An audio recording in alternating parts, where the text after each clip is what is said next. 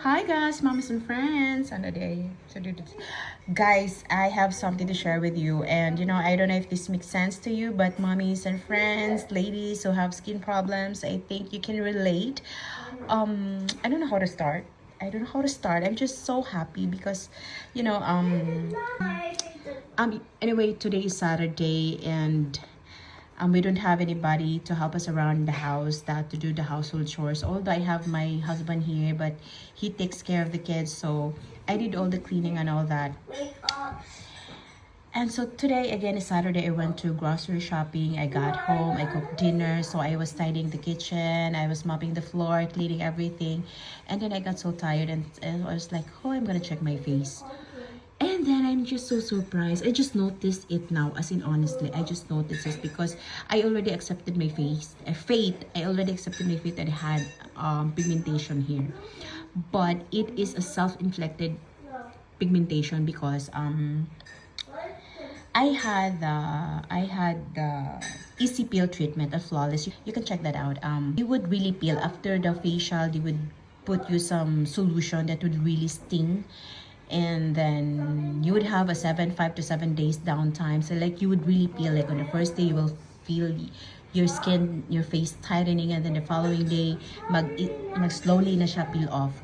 And then after that 7 days and days, when it's all like gone, nice na imong face, murag mo lighten up siya a little bit.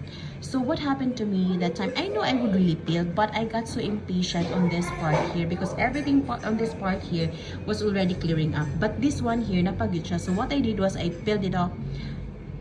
I peeled it off forcibly. So and then it like nahapdos ni sting siya gamay. So that's when it happened. It darkened the following day, ni dark na siya.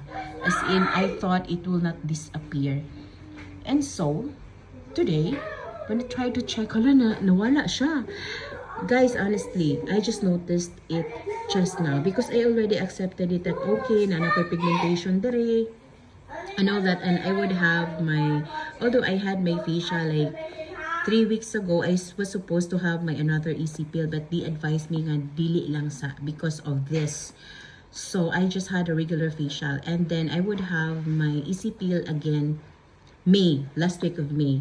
So we're gonna check if mawala ba gud ni siya, but I am wondering what product that really helped to lighten this part here.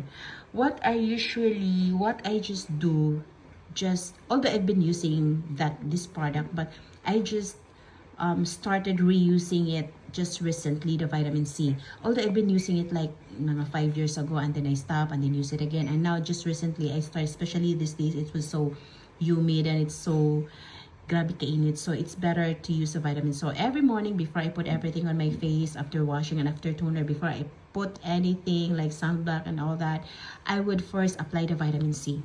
Yes, the Dare Clears vitamin C. I'm gonna show you. And that, I think that's the only product that I regularly put every morning before I put my sunblock, and then a little tint, foundation, and all that. I don't know what product that really worked on this. I think it's the vitamin C. So what I'm telling you guys, I think it pays if you incorporate vitamin C in your beauty regimen, in your skincare. Hi, look at this. Look at this. I'm gonna show you. I'm just so excited. Diba it used to be so dark here, this one? Yeah. It used to be really dark. But look at that. It's almost gone. Did it tighten? It didn't really tight. What I was worried about because of the dark spot here. Oh, but look that at dark spot. I thought it tightened. It's almost gone. I'm so happy. That's why I'm sharing I this. can't see it. There ba? Oh. No, it's not more. Oh, See, yeah. you can see it now because it's really Gamay na lang. Yeah. What do you mean? Though my dark spots here. Do you remember that I had dark here? Yeah. Yeah, washe paki. The ate saw it. It was really dark. I'm gonna show you a picture, guys. Yeah. So yeah. So I'm telling you, maybe you can incorporate. I'm just sharing you. I won't gatekeep, as they say. Maybe you can start incorporating vitamin C because that, I think, for me, helped to lighten this part here. So yeah, bye. That's all for tonight, guys. Even I'm just so tired na wala akong kakapoy. Oy. I got naabdik kalit. I was so tired, but it was so, oh my God, it's gone. Oh, what happened? Bye.